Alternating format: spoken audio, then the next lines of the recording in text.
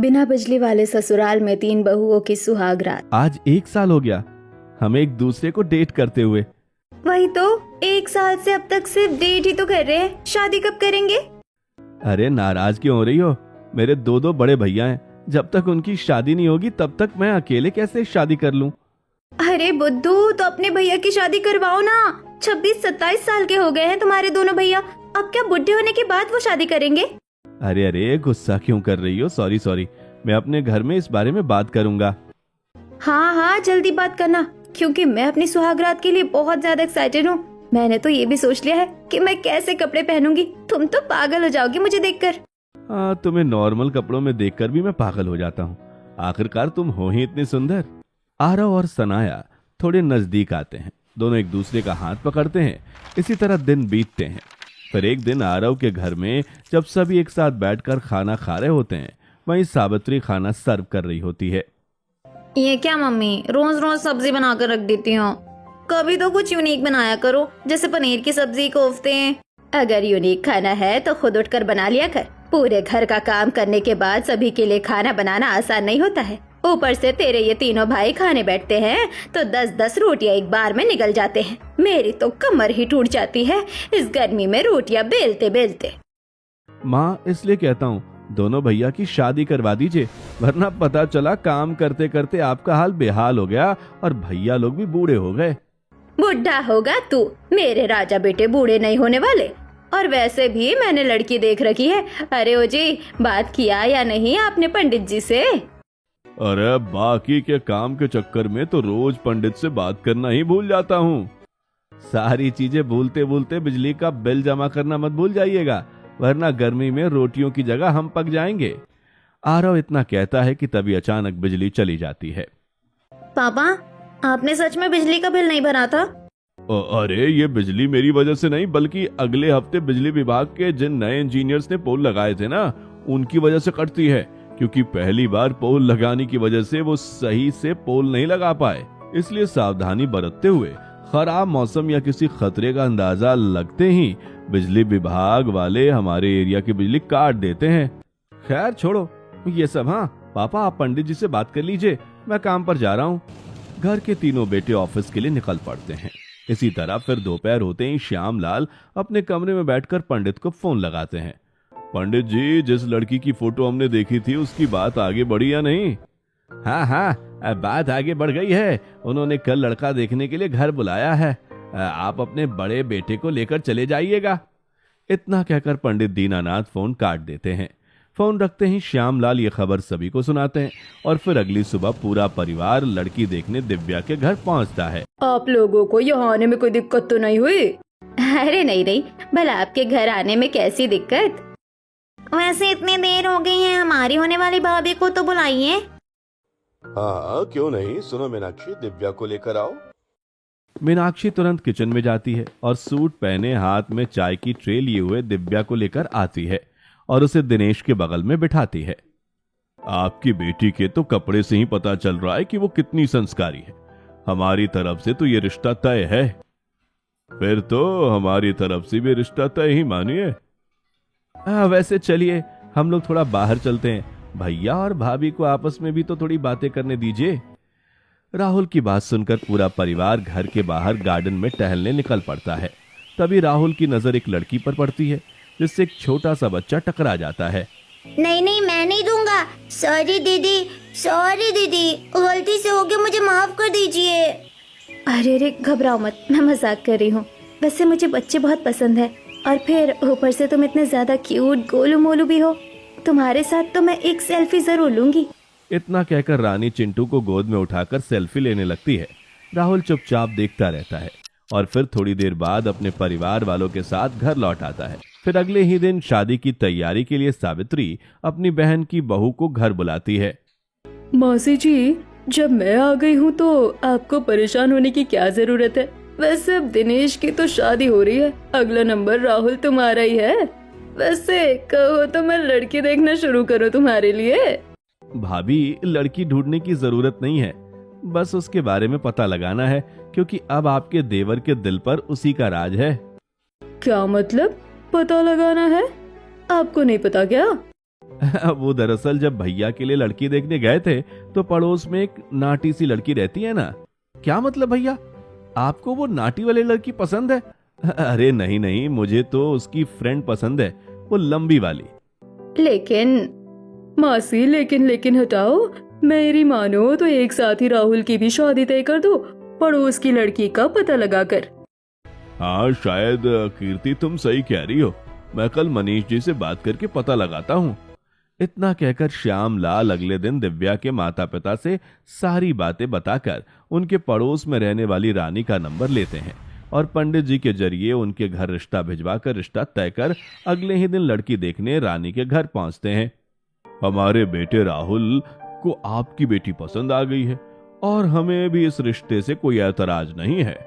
दिव्या के घर वालों से हमें आपके घर, खानदान और बेटे के बारे में सारी बातें पता ही है। आप लोग काफी अच्छे घर खानदान से हैं, इसलिए हमारी तरफ से भी ये रिश्ता तय है। हाँ लेकिन आखिरी फैसला तो हमारी बेटी रानी का ही होगा। ये सुनते ही बगल में सूट पहनकर बैठी रानी अपनी नजरें नीची कर लेती है और ये देख घर वाले रानी की मर्जी समझ जाते हैं। राहुल का रिश्ता रानी के साथ तय कर दिया जाता है और फिर कुछ ही दिनों में शादी की तैयारियां शुरू हो जाती हैं। ये गिफ्ट कैसा है दिव्या के घर वालों के लिए? बहुत अच्छा है मासी जी, और ऊपर से ये सिल्क की साड़ी उन्हें बहुत अच्छी लगेगी। वैसे माँ, एक बार सोच कर देखो, अगर आप तीनों भैया की शादी एक साथ करवा देंगी तो कितना अच्छा होगा ना। एक बहू आपके पैर दबाती, दूसरी खाना बनाती और तीसरी दिन भर आपकी सेवा सत्कार करती। अरे बात तो बिल्कुल सही है, मैंने तो ये सोचा ही नहीं था। रुको, अभी तुरंत पंडित जी से कहकर अपनी तीसरी बहू की भी खोज शुरू करती हूँ। अरे माँ, ढूंढने की बिल्कुल जरूरत नहीं है, मैंने 1 साल पहले ही ढूंढ ली थी। आप तो बस फोटो देखकर बहू पसंद कर लो। इतना कहकर आरव तुरंत फोन में सभी को सनाया की फोटो दिखाता है। देवर जी, आप तो बड़े छुपे रुस्तम निकले। घर की बहू 1 साल पहले ढूंढ रखी है और घर की सास को बताया तक नहीं। अब पता चला रोज डाइनिंग टेबल पर बड़े भैया की शादी की बात क्यों होती थी। असल मायने में तो आप लोगों को अपनी अपनी दाल गलानी थी। कीर्ति अपने देवर के साथ थोड़ी हंसी मजाक करती है और फिर आरव के प्यार की वजह से आरव की शादी सनाया के साथ तय कर दी जाती है। दिन बीतते हैं और फिर हल्दी के फंक्शन में। देवर जी, आज तो मैं आपके इन लाल लाल गालों को हल्दी लगाकर मैं आपको। कीर्ति की बात पूरी नहीं होती कि तभी अचानक तीनों बेटे की हल्दी सेरेमनी में बिजली चली जाती है। अरे ये बिजली कैसे चली गई? माँ, आज हमारी हल्दी है और आज के दिन ही बिजली चली गई। इस छत को इतनी मेहनत से डेकोरेट हम लोगों ने अंधेरे में फोटो खींचने के लिए थोड़ी ना किया था। अरे किसके बच्चे हैं ये, कोई संभालो इन्हें, टॉर्च ऑन करो सब फोन का। अरे बच्चों, तुम लोग एक साइड हो जाओ, छत के किनारे मत जाना। बिजली जाने के बाद चारों तरफ अंधेरा छा जाता है। हल्दी सेरेमनी में भगदड़ मच जाती है। वही वीडियो कॉल पर सनाया से बात कर रहा आरव। ये तुम्हारी हल्दी सेरेमनी हो रही है या सब एक साथ मिलकर भूत खेल रहे हैं? कुछ नहीं यार, अचानक बिजली चली गई है। क्या बिजली चली गई? सनाया की आवाज सुनते ही तुरंत बगल में खड़ी कीर्ति फोन हाथ में लेकर कहती है। अरे इतना हैरान क्यों हो रही देवरानी जी? आप सोचिए, अगर आपकी सुहागरात में ही बिजली चली गई तो। अरे भाभी, ये क्या कह रही हैं आप? कम से कम ऐसी बातें तो मत कीजिए। ओहो भाभी, आप फोन दो ना, आप तो पूरे दिन बस मुझे परेशान करती रहती हो। हाँ तो देवर हो आप मेरे, अब आपको नहीं छेड़ूंगी तो और किसे छेड़ूंगी? और वैसे भी मैं अपनी होने वाली देवरानी से बात कर रही हूँ। कीर्ति अपने देवर और वीडियो कॉल पर अपनी देवरानी के साथ हंसी ठिठोली करती है और फिर अंधेरे में ही जैसे तैसे हल्दी की सेरेमनी खत्म होती है और बारी आती है नहाने की। तीनों बेटे बाथरूम में जाते हैं लेकिन फिर बिना नहाए वापस आ जाते हैं। ये क्या माँ, बाथरूम में तो पानी ही नहीं है। अरे बिजली चली गई है तो मोटर कैसे चलेगा? सावित्री जी, आपके 3 बेटों की एक साथ हल्दी हो रही थी, आपको पानी भर कर रखना चाहिए था ना। मैं शादी की जिम्मेदारियां निभाऊं या फिर पानी भरूं? और फिर मुझे थोड़ी ना पता था कि बिजली चली जाएगी। इतने मेहमान हैं, मैं कितनी बाल्टी पानी भरूंगी। आप लोग परेशान मत होइए, हम है ना, हम पड़ोसी किस दिन काम आएंगे, हम लोग अपने अपने घर से पानी लेकर आते हैं। इतना कहकर शीला साथ ही बाकी की पड़ोसन अपने अपने घर से पानी लेकर आती हैं और फिर तीनों बेटे नहाते हैं। पूरा दिन बीतता है और फिर रात को यही सारी बातें तीनों बेटे एक साथ अपनी अपनी होने वाली पत्नियों को बताते हैं। तो फिर क्या हुआ? तुम्हारी हल्दी फंक्शन कैसे हुई? अरे फिर तो बहुत ज्यादा प्रॉब्लम हो गई थी। बिजली की वजह से तो पूरा हल्दी फंक्शन ही खराब हो गया। लेकिन आखिरकार ये बिजली गई क्यों थी? अब मैं क्या तुम्हें बिजली कर्मचारी दिखाई देता हूँ? बिजली जानी थी सो चली गई, तुम्हें क्या उससे? मैं तुम्हें अभी बता देती हूँ, अगर हमारी सुहागरात पर बिजली गई ना तो मैं तुम्हें मार मार कर लालटेन बना दूंगी, लालटेन। हाँ हाँ, नहीं जाएगी हमारी सुहागरात पर बिजली। तुम तो बिना मतलब का टेंशन देती हो। चलो फोन रखो, कल मेहंदी और संगीत दोनों साथ में है। इतना कहकर आरव साथ ही बाकी के दोनों बेटे भी बात खत्म करके फोन काट देते हैं। और फिर अगले दिन मेहंदी के फंक्शन में डीजे पर सब डांस कर रहे होते हैं कि तभी अचानक फिर से बिजली चली जाती है। हे भगवान, ये बिजली तो मेरी शादी खराब करके ही रहेगी। अरे इन बिजली कर्मचारियों से तो बात करनी पड़ेगी, जब मर्जी तब बिजली काट लेते हैं।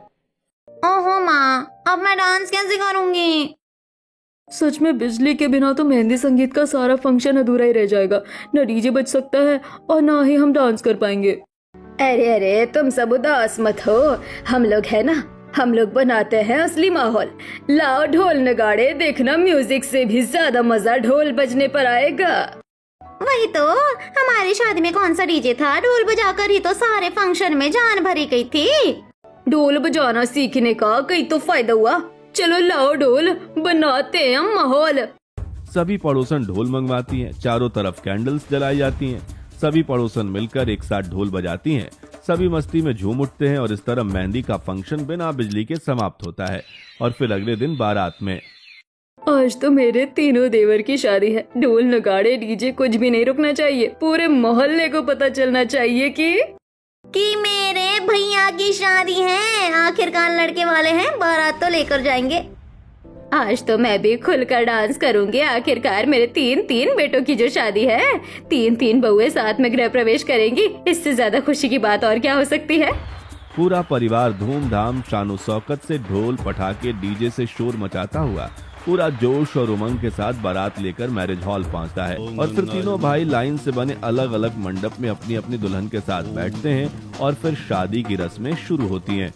वर वधू खड़े हो जाइए और एक दूसरे को माला पहनाइए। पंडित की बात सुन आरव सनाया के, दिनेश दिव्या के और वहीं राहुल रानी के गले में माला पहनाता है और इस तरह रीति रिवाज के साथ शादी संपन्न होती है। फिर तीनों बहुएं विदा होकर अपने ससुराल की दहलीज पर कदम रखती हैं। तुम तीनों क्या दरवाजे पर आकर खड़ी हो गई हो? जल्दी जल्दी गृह प्रवेश करो। देख नहीं रही कितने ज्यादा एक्साइटेड है मेरे देवर? वही तो, भैया के कदम जैसे मानो रुक ही नहीं रहे हैं। अरे रुकेंगे कैसे?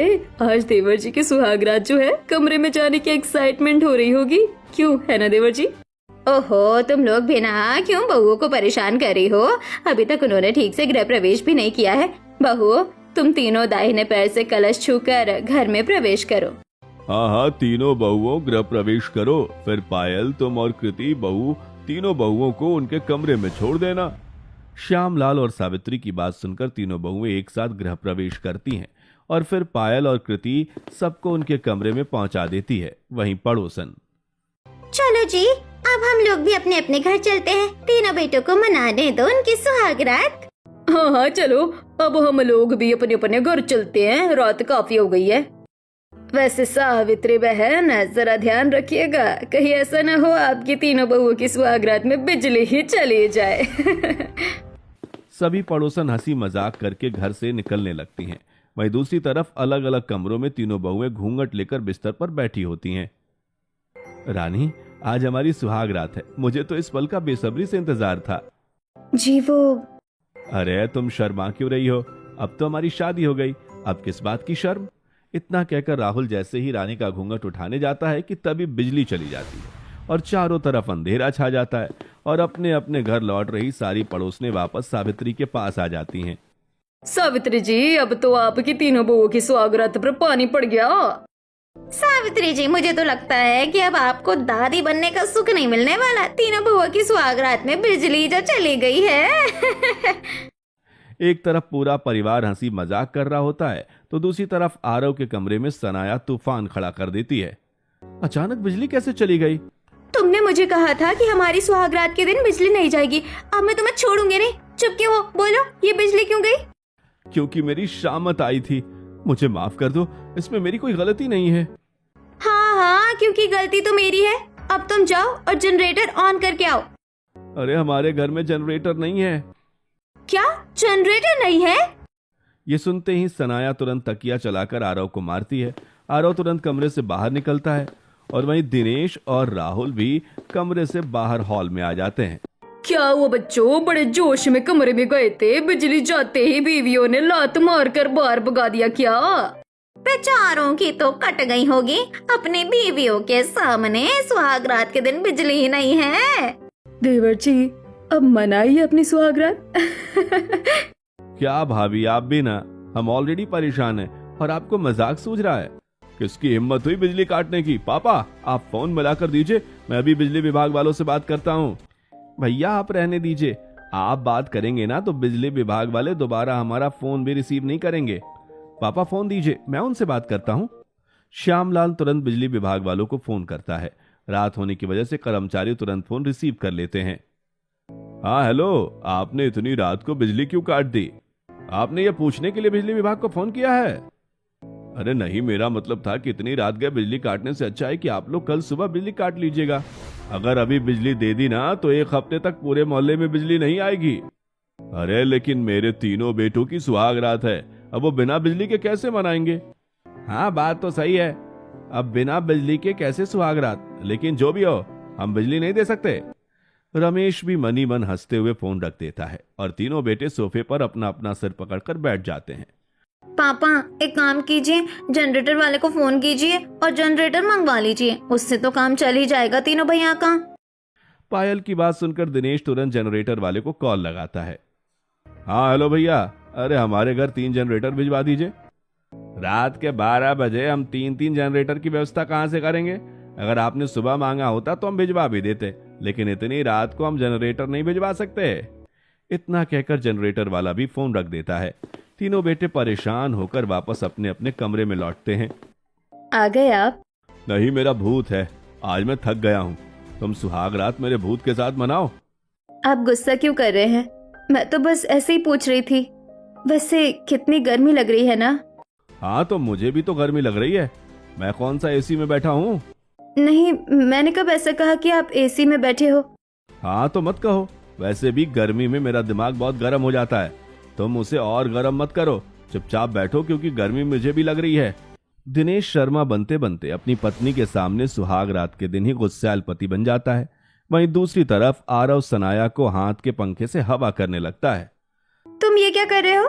मेरी प्यारी पत्नी को पसीने हो रहे हैं तो मैंने सोचा थोड़ा हवा कर दूं, अब इतना दिमाग तो है मेरे पास। वहीं दूसरी तरफ बिजली चली गई, अब पूरी रात हम दोनों बैठकर क्या करेंगे? क्यों, क्या हुआ? तुम्हें गर्मी लग रही है? गर्मी तो लग रही है, लेकिन अच्छी बात है ना, बिजली चली गई। अब हमें बिस्तर से उठकर लाइट भी बंद नहीं करनी पड़ेगी, अब हमारे बीच रोशनी भी नहीं आएगी। इतना कहकर रानी तुरंत आंख मारती है, जिससे राहुल शर्मा जाता है। ये क्या कह रही हो तुम? अरे घबराओ मत, मैं तो बस मजाक कर रही थी। तुम तो मुझसे भी बड़े फुद्दू निकले। शुक्र मनाओ बिजली चली गई है, तो सिर्फ फ्लर्टिंग ही कर रही हूँ, वरना अरे अरे अरे बस करो। पता है, तुम्हें पहली बार देखा था तो मैंने सोचा था कि तुम शर्मीली हो, लेकिन तुम तो। हाँ तो भला मैं क्यों शर्माऊं? जिस तरह तुम्हारी सुहागरात है उसी तरह मेरी भी सुहागरात है। हाँ वैसे बात तो सही कही तुमने। वहीं दूसरी तरफ गर्मी से परेशान होकर दिव्या घर की बालकनी में आ जाती है, जहाँ पड़ोस ने पहले से ही नजरें गड़ाकर बैठी होती हैं। अरे वो देखो, सुहागरात के दिन घर की बहू बालकनी में खड़ी है। सावित्री जी की तीनों बहुओं की किस्मत कितनी खराब है, तीनों बहुओं की सुहागरात में बिजली ही चली गई। तभी पड़ोसन हंसी ठिठोली कर रही होती हैं। तभी बालकनी में सावित्री आती है। बहू तू यहाँ क्या कर रही है? आज तेरी सुहागरात है, तू इस तरह बालकनी में खड़ी रहेगी तो लोग तरह तरह की बातें बनाएंगे। अब जी मम्मी जी। सावित्री की बात सुनकर दिव्या तुरंत अपने कमरे में जाती है। वहीं अंधेरे की वजह से पायल दिनेश के कमरे में टॉर्च देने आती है। भैया ये लीजिए टॉर्च, इसे जलाकर बैठिए, वरना पता चला कि अंधेरे में चलते फिरते चोट लग गई। हाँ हाँ दो, कम से कम टॉर्च जलाकर अंधेरा तो दूर करूं। इसी तरह दिनेश पायल से टॉर्च लेता है। इसी तरह पायल बाकी सबके कमरे में भी लालटेन और मोमबत्ती पहुंचा देती है। फिर थोड़ी देर बाद अचानक रात के 2 बजे के आसपास मच्छर काटना शुरू कर देते हैं। लगता है बेचारी दिव्या को मच्छर काट रहे हैं। मुझे कुछ करना चाहिए, क्या करूं मैं? दिनेश प्यार से दिव्या के पास जाकर बैठ जाता है और अपना हाथ उठाकर दिव्या के गाल तक धीरे धीरे ले जाता है और तुरंत मच्छर मार देता है। ये मच्छर मर गया। आप मेरे बगल में आकर मच्छर मारने के लिए बैठे थे। हाँ, तो तुम्हें मच्छर काट रहे थे तो मैंने सोचा मच्छर मार दूं, और तुम ऐसे रिएक्ट कर रही हो जैसे मैंने कोई गुनाह किया हो। हाँ, भलाई का तो जमाना ही नहीं है। हे भगवान, कैसा पति मिला है, सुहागरात के दिन अपनी बीवी के बगल में बैठकर मच्छर मार रहा है। उफ। क्या हुआ? मेरे पतिदेव, इस तरह मच्छर मारने से काम नहीं चलेगा, जाकर बाहर से कुछ लेकर आइए। दिव्या की बात सुनकर दिनेश कमरे से निकलता है। वहीं अलग अलग कमरों से बाकी दोनों बेटे भी बाहर आते हैं। अरे भैया, आप भी? हाँ, बिजली जाने की वजह से मच्छर इतने बढ़ गए हैं कि अब क्या कर सकता हूँ मैं। सच कहूँ तो ये सब कुछ बड़े भैया की वजह से हुआ है। बड़े भैया, याद है आपको उस दिन जब हम सब छत पर बैठे थे तो आपने क्या कहा था? क्या कहा था? यही कि रात को मूवी देखते हुए मस्त कोल्ड ड्रिंक और पॉपकॉर्न खाने का मजा ही अलग है। 2 दिन बाद हमारी शादी हो जाएगी और हमारी पत्नी आ जाएंगी, फिर तो ये सुख नहीं मिलने वाला। मुझे तो लगता है जिस तरह बिजली विभाग वाले बिजली काट रहे हैं, कहीं ऐसा ना हो कि हमारी सुहागरात के दिन भी बिजली चली जाए। भैया, शुभ शुभ बोलिए, अगर ऐसा हुआ ना तो सनाया मेरी जान ले लेगी। हाँ, और वैसे भी दिन भर में एक बार सरस्वती मुंह में वास करती है, कहीं आपकी बात सच ना हो जाए। ऐसा कुछ नहीं होता, ये सब कुछ सिर्फ अंधविश्वास है। देख लिया भैया, हो गई ना बात सच। हाँ हाँ, ठीक है, मान लिया मेरी गलती थी। अब चलो मच्छर भगाने का इंतजाम करते हैं। तीनों बेटे ऑनलाइन कुछ मोमबत्तियां और मच्छर भगाने वाली दवाई ऑर्डर कर देते हैं। डिलीवरी आते ही तीनों उसे लेकर अपने अपने कमरे में जा रहे होते हैं। तभी रास्ते में कीर्ति मिलती है। क्या हुआ देवर जी, क्या मंगवाया है? कुछ नहीं, मच्छर भगाने की दवाई है। देवर जी, मच्छर भगाने के साथ साथ थोड़ी बिजली और शर्म भी मंगवा लेते। भाभी, सनाया कम थी क्या जो आप भी सुनाने लगी? हाँ हाँ, ठीक है, गुस्सा मत कीजिए, जाइए जाइए, नहीं छेड़ रही मैं आपको। कीर्ति से बात करके तीनों अपने अपने कमरे में जाते हैं। वही कीर्ति पायल के साथ मिलकर सभी को परेशान करने का फैसला करती है और दिनेश के कमरे के बाहर पहुंचती है।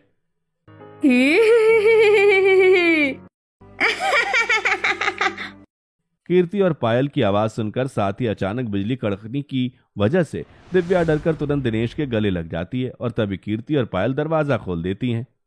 अरे, यहाँ तो बिना बिजली के भी रोमांस चालू है। भैया, मुझे तो बड़ा बोलते थे कि ये प्यार व्यार सब टाइम पास है, अब आपको क्या हुआ? मैंने तो सोचा था यहाँ पूरी रात इन्हें हवा करूंगी, लेकिन तुम दोनों तो खुद में ही मग्न हो। अरे, आप लोग कब आए? ओह, ये दिव्या तो अभी बिजली कड़कने की वजह से डर के मुझे पकड़ लिया था। अरे अरे, जाओ, थोड़ी दूर जाओ तुम। हाँ, जा रही हूँ। दिव्या तुरंत दूर हो जाती है और कीर्ति हंसी मजाक करके सबसे छोटे बेटे आरव के कमरे में पहुंचती है, जहां दोनों झगड़ रहे होते हैं। सनाया, देखो, मैं तुम्हारे लिए बहुत प्यार से नींबू पानी बनाकर लाया हूँ, पी लो ना। मुझे नहीं पीना तुम्हारा नींबू पानी। सनाया, मुझ पर गुस्सा करने से क्या होगा? अब इसमें मेरी थोड़ी ना कोई गलती है। तुम्हारी गलती है, मैंने तुम्हें पहले ही कहा था हमारी सुहागरात के दिन बिजली नहीं जानी चाहिए। अब मैं अपनी नई ड्रेस पहनकर फोटोज कैसे क्लिक करूं और कैसे एंजॉय करूं? अरे देवरानी जी, आप इतना गुस्सा क्यों कर रही हैं? पी लीजिए नींबू पानी, वरना पूरी रात नहीं बीतेगी। भाभी, आप यहाँ कब आई? तब जब आप लोग आपस में झगड़ा कर रहे थे। खैर, मैं तो मजाक कर रही थी, पर यहाँ झगड़ा चल रहा है तो मैं चलती हूँ। कीर्ति बिना देर किए तुरंत पायल के साथ कमरे से निकलती है और राहुल और रानी के कमरे में पहुंचती है, जहां चारों तरफ कैंडल्स लगी होती हैं और स्लो म्यूजिक बज रहा होता है। वहीं दोनों एक दूसरे की बाहों में बाहें डालकर डांस कर रहे होते हैं। ओहो, तो असली सुहागरात तो यहाँ चल रही है बिना बिजली के भी। भाभी, आप? भाभी, अब हम क्या करते हैं? इस गर्मी में नींद आ नहीं रही थी तो हमने सोचा डांस ही कर लें। मैंने तो एक कैंडल लगाया था, लेकिन रानी ने पूरे कमरे में कैंडल लगा दिया। आप लोग तो मस्त मजे कर रहे हो। एक आपका बड़ा भाई है जो अपनी बीवी को डांट रहा है, दूसरा अपनी बीवी से डांट सुन रहा है, और एक आप दोनों हो जिनकी ना अरेंज मैरिज हुई है ना लव मैरिज, लेकिन जोड़ी देखो बिल्कुल परफेक्ट। भाभी, हमारी शादी जैसी भी हुई हो, पर जोड़ी बिल्कुल परफेक्ट है। हम दोनों ही रोमांटिक है। चलो, तुम दोनों का ही सही है, कम से कम तुम लोग एंजॉय तो कर रहे हो। इसी तरह वक्त बीतता है। कुछ ही देर में सारी कैंडल्स खत्म हो जाती हैं। तभी रात के अंधेरे में तीनों बहुएं अपने अपने कमरे में पानी पीने उठती हैं और अंधेरे की वजह से जमीन पर गिर जाती हैं। हे भगवान, बचाओ कोई, मेरे साथ क्या हो रहा है ये सब? माँ! तीनों बहुओं की आवाज सुनकर तीनों के दरवाजे के बीच में खड़ी सावित्री हैरान रह जाती है। ये अजीब सी आवाज कैसी है? दरवाजा खटखटाऊं या रहने दूं? सावित्री सोच रही होती है कि तीनों बहुएं अपने अपने कमरे में अपनी साड़ी ठीक करते हुए आधी नींद में उठकर बाहर आती हैं। मम्मी जी आप? हे भगवान, अभी मैं इतनी तेज चिल्लाई थी, न जाने मम्मी जी ने क्या सोचा होगा। मैंने तो गर्मी की वजह से साड़ी और सारे गहने खोल दिए थे। मम्मी जी न जाने क्या सोच रही होंगी। तुम दोनों अच्छा हुआ बाहर आ गई। मैं दरवाजा खटखटाने ही वाली थी। जरा चलना, तो मुझे तुम तीनों से कुछ बात करनी है। सावित्री की बात सुनते ही तीनों बहुएं फटाफट अपनी साड़ी ठीक करती हैं और सावित्री के साथ घर के आंगन में जाती हैं। बहू प्लीज किसी को भी ये मत बताना कि तुम्हारी शादी की सुहागरात में बिजली चली गई थी, वरना न जाने लोग क्या सोचेंगे। ठीक है, नहीं बताएंगे किसी को। हाँ मम्मी जी, किसी को नहीं बताएंगे। तीनों बहुएं ना बताने की बात कहकर एक साथ रसोई में पानी पीने जाती हैं। थोड़ी देर के ऑकवर्ड मोमेंट के बाद रानी थोड़ा हिचकिचाते हुए कहती है, कीर्ति भाभी कमरे में आई थी तो उन्होंने बताया था कि आप और देवर जी झगड़ रहे थे। हाँ तो और क्या करती, शादी से पहले तो हमेशा कहते थे बिजली नहीं है, बिजली नहीं है, और देखो अब सुहागरात के दिन भी बिजली चली गई। और एक मेरे पति हैं, इतने ज्यादा अनरोमांटिक कि सुहागरात के दिन बीवी के बगल में बैठकर मच्छर मार रहे थे। ये घर के बड़े बच्चे होते ही ऐसे हैं, खड़ूस कहीं के, रोमांस करना तक नहीं आता। तभी बहुओं की नजर श्याम लाल पर पड़ती है, जिसे देख तीनों बहुएं शर्माकर लाल हो जाती हैं। पापा जी आप? माफ कीजिएगा पापा जी, हमने आपको देखा नहीं था। अरे नहीं, कोई बात नहीं। अब मैं भी क्या ही कहूँ, जो है सो है। खैर तो मैं पानी लेने आया था, दे दो पानी। श्यामलाल पानी लेकर नजरें झुकाकर चला जाता है। तीनों बहुएं शर्म से लाल होकर अपने अपने कमरे में चली जाती हैं। अब इसी तरह पूरी रात बीतती है और फिर अगली सुबह कीर्ति अपना सामान पैक करके घर जाने लगती है। चलिए मौसी जी, अब मैं चलती हूँ। सच कहूँ तो यहाँ रहकर बहुत मजा आया। वैसे देवर जी, अब मैं जा रही हूँ। आज रात को आप लोगों को परेशान करने वाला कोई नहीं होगा। अगर बिजली रही तो सुहागरात मना लीजिएगा, वरना। तभी उबासी लेते हुए तीनों बहुएं आंधी नींद में उठकर हॉल में आती हैं। अरे भाभी, ऐसा मत कहिए। वही तो, सैकड़ों एक्सपेक्टेशन सिर्फ एक्सपेक्टेशन बनकर रह गई। अगर आज भी बिजली चली गई तो मैं तो। बहू, पापा जी हैं। ये सुनते ही रानी शर्मा जाती है। वहीं कीर्ति अपना सामान लेकर सभी को बाय बाय करके चली जाती है। मम्मी, आज हमारी पहली रसोई है ना? नहीं बहू, आज तुम लोगों की पहली रसोई नहीं है। तुम लोग भी आराम करो। मुझे पता है तुम लोग कल बिना बिजली के पूरी रात बहुत परेशान हो गई थी। और पायल, तू शनाया को बुलवा कर इनका कमरा भी सजवा देना। जी माँ, मैं शनाया को आज रात सुहागरात के लिए आपकी तीनों भाभियों का कमरा सजाने के लिए बोल दूंगी। जाओ बहू, तुम लोग आराम करो। मुझे पता है तुम लोगों को नींद लग रही है। यह सुनते ही तीनों बहुएं खुश हो जाती हैं और अपने अपने कमरे में जाकर सो जाती हैं। फिर रात को तीनों लोगों का कमरा सजाया जाता है और तीनों हाथ में हल्दी वाला दूध लेकर अपने अपने कमरे में जाती हैं। दरवाजा बंद होता है और रानी दूध आगे बढ़ाती है। राहुल जी, ये लीजिए आपका हल्दी वाला दूध। लाओ दूध लो, पहले दूध पियो फिर। रानी दूध आगे बढ़ाती है कि तभी लाइट चली जाती है। गुस्से में आकर तीनों बहुएं अपना अपना घूंघट ऊपर करती हैं। जब बिजली ही चली गई है तो फिर इस हल्दी वाले दूध का क्या काम? इससे भी मैं ही पी जाती हूँ। अरे लेकिन अब सुहागरात तभी मनाऊंगी जब इस घर में बिजली आएगी। बिना बिजली के सुहागरात नहीं मनाने वाली मैं। जाओ तुम कहीं से भी जनरेटर लेकर आओ, वरना मैं तुम्हारा सारा सिग्मा पंथी निकाल दूंगी और तुम्हें भी जनरेटर बना दूंगी। हाँ, जाता हूँ, लेकर आता हूँ। तीनों बेटे वापस कमरे से बाहर निकलते हैं, एक दूसरे की तरफ देखने लगते हैं। वहीं हॉल में बैठा पूरा परिवार फिर से एक बार हंस पड़ता है। न जाने किस मुहूर्त में हमने अपने तीनों बेटों की शादी करवा दी है। सच में न जाने वो मनहूस घड़ी कौन सी थी। बेचारों को तो सुहाग रात मनाने भी नहीं मिल रहा। वही तो, कमरे का दरवाजा बंद होता है और बिजली गुल हो जाती है। बिना बिजली के तीनों बहुओं की सुहागरात है ये। इतना कहकर सावित्री हंसने लगती है और इसी तरह बिजली की वजह से तीनों बहुओं की सुहागरात अधूरी रह जाती है। अब देखते हैं आगे तीनों बहुएं अपने ससुराल में सुहागरात मना पाती हैं या नहीं।